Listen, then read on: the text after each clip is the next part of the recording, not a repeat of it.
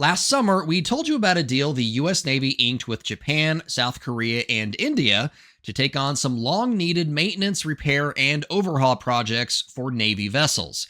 Well, now we're starting to see some of the results, and that's the subject of this week's Comms Check.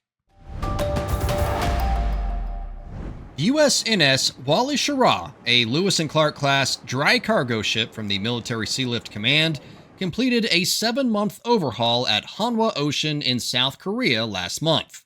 The overhaul addressed hull corrosion and included a full rudder replacement.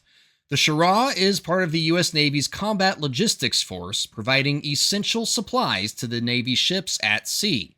This marks the first large-scale maintenance effort of a U.S. naval vessel in a South Korean shipyard, aligning with the U.S. Navy's strategy of conducting ship repairs within the Indo-Pacific region to minimize downtime and operational costs.